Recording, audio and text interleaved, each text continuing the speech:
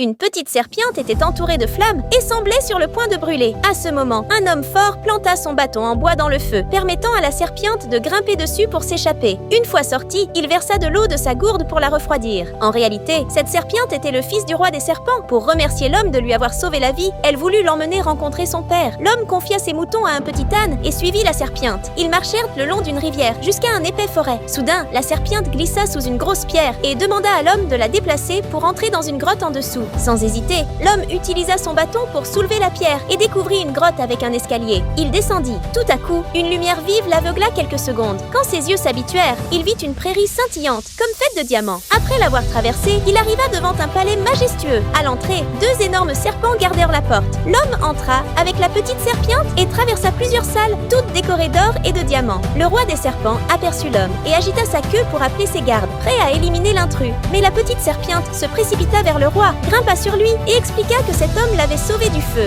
Reconnaissant, le roi offrit deux choix à l'homme. A. Apprendre le langage des animaux pour parler avec eux. B.